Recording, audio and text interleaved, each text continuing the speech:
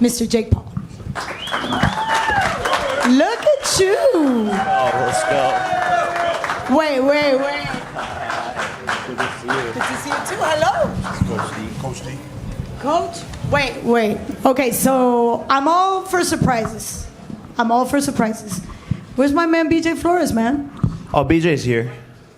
Where's BJ? BJ's right here. Oh, there you go. Yeah. Hey. You know. How you doing? And Coach D. Coach D. Coach D, yeah. Are you handing the baton? What's up with that? What? We're building the dream team, you know? And we had to bring in a secret weapon. Okay. This opens a whole can of worms. Completely different can of worms. Well, it's so good to have you here. Thank you. Yes. Thank you. It's good to be here in Vegas. Shout out to the people watching at home. Another one. Here we go. We're going to talk a little bit about Coach T. I need to know how and when and why. Well, I take it from here, Jake. Ooh. I've been doing this for about 40 years. But you're all of 25. Well, you know, things happen. I've been through a lot. You know, I was around during Tyson time. You know, I saw something in the white boy. I made sure I made it happen. So we here. There you go. So when did you decide to touch base with Coach T? You know, after the Woodley fight, I came out, I reassessed my performance, and I was like, you know what, I did great. I beat a 5-time UFC champion. I took his hardest punch that he won the UFC championship with like it was nothing. I was off balance. You know, it's boxing. You're gonna get dirty if you're a mechanic. But I was like, you know, there's some things we can tighten up. And that's where, you know, started making some calls, and that's where Coach D came in. And, you know, it's been a game changer. So Coach T is actually an advisor to BJ. Well, I wouldn't say that. I came in for nourishment, and you know, he wasn't making weight, so I made sure he made weight. We came in. I continued to tell him. I said, "Come with that right jab, under that belt." He listened. He's a good boy. Like I said, you know, apple don't fall too far from the tree. I talked to his papa. His papa's a good guy. Yeah, we just working. Well, I look forward to see you performing December 18th. And look, I mean, Tommy went and got Sugar Hill. You know, Tommy went and you know, getting Tyson to be in his corner. So, what am I going to do? I have a response to that. You know, this is a Coach serious D. business. Life is on the line. Okay, so now I'm going to change gears now that you said life is on the line. Many times you've said boxing saved your life. How did the sport save your life? Man, I was a young kid in Los Angeles, just getting caught up in the wrong things, surrounded by the wrong group of people, and boxing gave me the chance to take my life back and to follow a routine and to work on something and to have a purpose, and it gave me something to fight for. I wasn't meant for LA, although I thought I was. Boxing is my true home, and it took me until I was 21 years old to find that. You know, but some of the greatest fighters don't find out they're fighters until they're a little bit older. Deontay Wilder, the list goes on. Before we go any further, I need to just acknowledge the presence of Problem Bot right there. Thank you, Problem Bot. Yeah. Is that your security? Yeah, he's got an RPG. You know, a lot of people talk about what you do outside the ring. Obviously, you've been an influencer all your life, even before influencers were, you know, famous and the thing to do and trending. But there's a lot more to you. I just gave a little bit of snippets of what you do for the community. First of all, talk to us about that commitment against bullying and children, just in general. Yeah, look, I want to use my platform for good. Ever since I was young, you know, my dad, who's here today, shout out Greg Paul, we would always go and give back, volunteering, handing out food on Thanksgiving, whatever it was, we always wanted to get involved in the community. And I had a dream as a kid to have a foundation, have a charity, and now I'm, you know, finally at a place where I felt like I was able to give back and to use my platform to give back. And That's why I'm passionate about Boxing Bullies, my foundation, and fighting back against bullying, because I once was a bully and I realized it wasn't cool. And then I got cyberbullied by my peers and friends when I started to post videos online. And I was like, wow, these comments hurt. And I realized this is a big problem in our generation.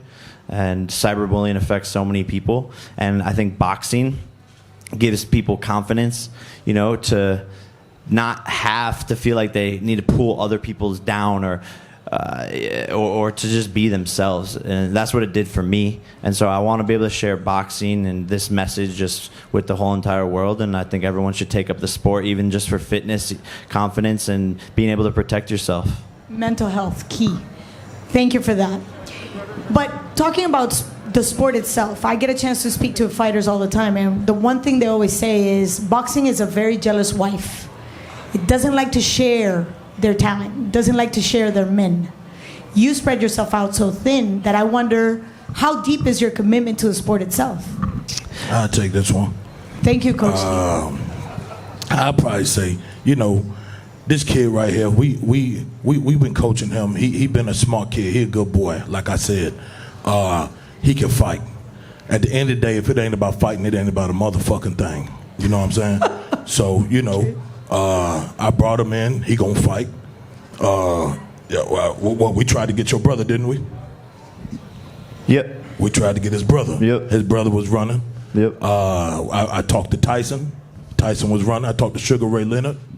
He was running. So now, we trying to find people where we could fight and have a good, decent fight where we got in front of us. You know what I'm saying? So It's a lot of work, though. It's a lot of work. It's a lot of work, The but that's why I YouTube have the channel? best team. That's why I have the best team, I'm surrounded. It's not just me. Jake Paul is not a one-man operation. I've brought in the best. I have the best filmers, the best security, the best managers, advisors, business partners, investors, editors, you name it, mascots. So it's not just me, and we can get the job done. Clearly, the formula is working. So Yes, that's why we're here. Yes, we'll it run is. y'all through a drill as well. If we could do it now, that'd be fun. We could run through the drill. That we do. You're going to run through the drill right now? Go ahead. Cameras on, please. Oh, this is going to be interesting.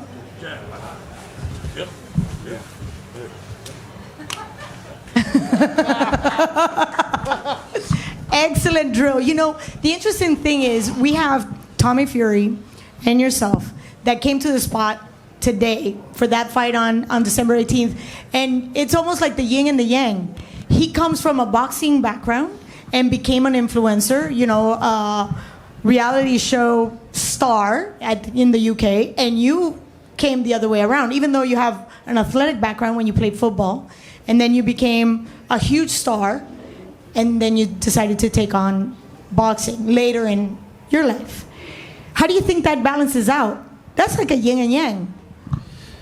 Yeah, look, Tommy claims to have been doing this his whole life, and he has an amateur career, and he's been around it. That is true, but he hasn't worked as hard as me, I see a green guy who hasn't sparred enough times and has only been put in there with opponents that were meant to lose. This is his first real test where his opponent isn't some guy that's just going to flop over.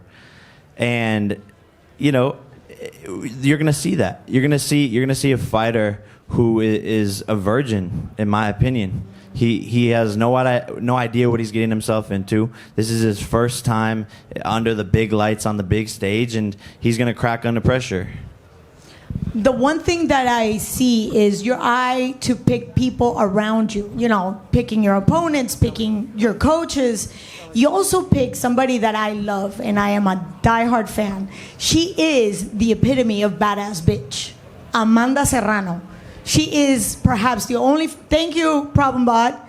Her record alone speaks for the quality of fighter that she is. But as a human being, she's also a very giving woman. What made you look at her and sign her? Look, just the simple fact that she's the GOAT, greatest woman of all time. There's no debating that, and I like to work with people that are cool. And Amanda and I, clicked from day one, and she needs to be put onto a bigger platform, and that's where Most Valuable Promotions, Nikisa and myself come in, because she's a star, like you said. She's got the record, she's got all the accolades, but it's the you hear the boxing story all the time about the best fighter in the world who is underpaid or isn't as big of a star as they should be. And so that's what I've figured out. That's the formula that I've developed, is the marketing, the content, the branding, the entertainment side, and that's what we hope to be able to give to Amanda Serrano and other boxers alike. We want to elevate this sport as much as possible, bring more eyeballs, bring more attention to the best, and that's exactly what Amanda Serrano is. And we're all just ecstatic to be working together because the potential is huge. We're already eyeing in 2022 the biggest women's boxing match of all time, Amanda Serrano versus Katie Taylor. Wow. Working with Eddie Hearn to get that done. So, We've been waiting for the fight for a while. Yeah. Yes, we have. But it needed that extra juice. Yes, it does, and you gave it to her. As a matter of fact, she's going to be in this event. An opponent to be determined. We're going to be announcing that very soon. But I'm very happy that she's getting the recognition that she deserves. She's amazing. And I just, there's a very short sentence that I use. She's a bitch, she's a boss, and she shines like gloss. I love it. I love it. So I'm very excited about that. And now we're going to open the floor for questions from the press. Jake, Keith Heidick from BoxingScene.com. How you doing? I was just wondering if you can compare the type of challenge that you expect from Tommy Fury as opposed to what Tyron Woodley presented for you. Yeah, I think it's two very different style of fighters. I think Tyron just has so much experience. He's been in there with the hardest hitters, as the best in the world. And so he's had that experience, and he knew how to counter and take away some of my best things in the ring, and how to take a punch.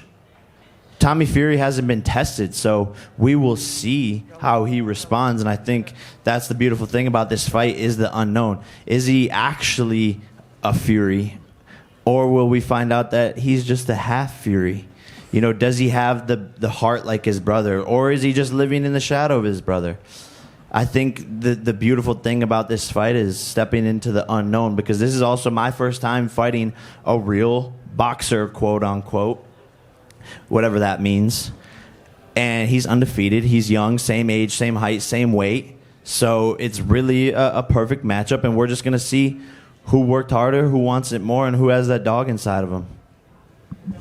Jay, Ellie Segback, ES News. Quick question. So you have a bet going on with him about changing the name, and what's your prediction for the fight? What round does it end? I will TKO him in the later rounds. Tommy hasn't gone past 4 rounds. He hasn't even had a fight past 4 rounds. So I think he'll be gassed. This will be the first time him actually getting punched in the face by someone who could hit, who is the same weight as him. He's always fought smaller guys with losing records. So I think he's going to fade.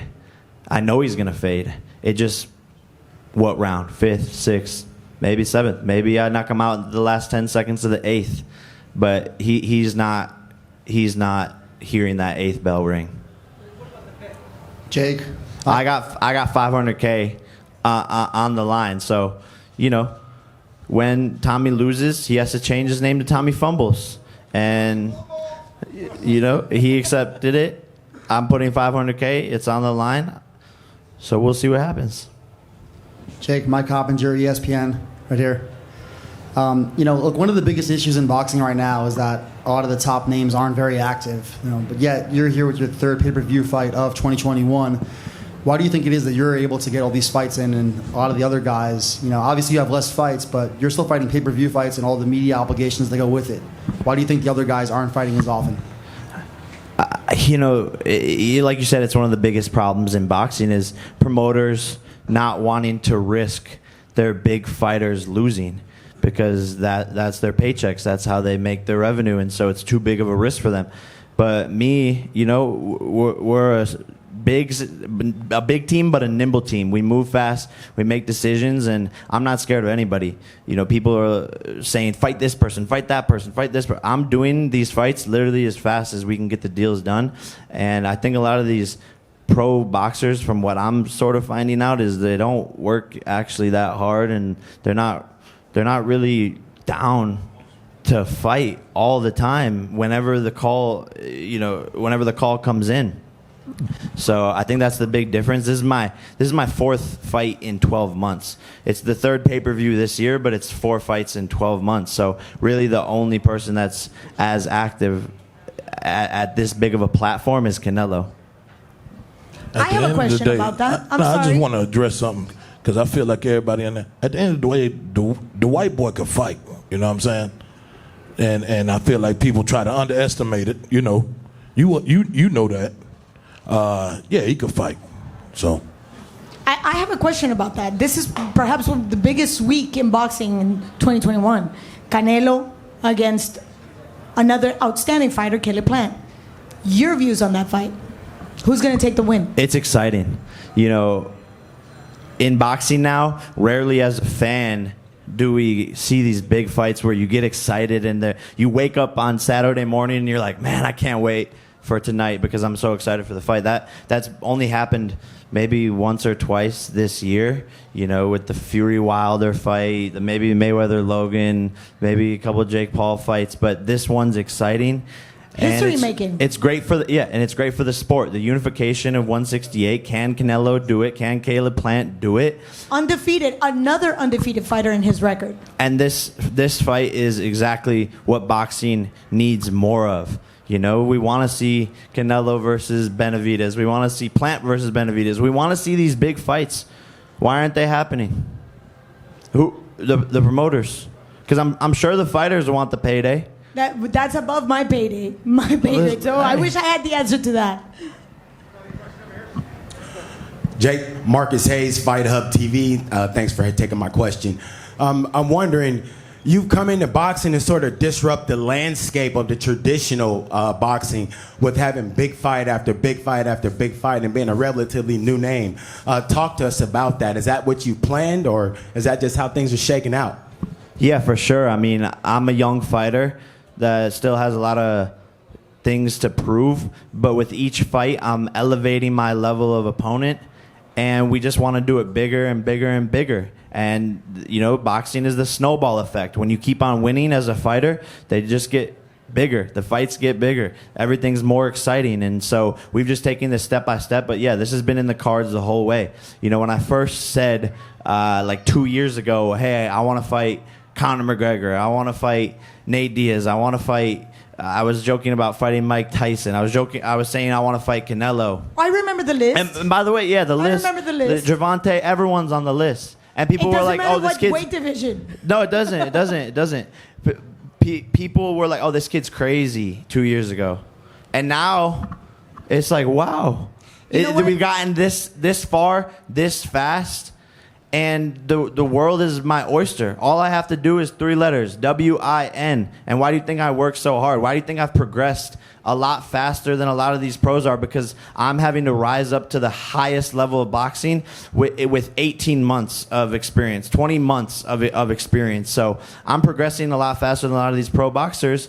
And it is what it is because they don't have the pressure. They don't really have anything they lose. They lose, it's whatever. If I lose, the whole world's laughing. The whole world's like, yeah, we told this kid, like, we got him. This was just a thing. He's not a real pro. Get him out of here. Finally, we got our sport back.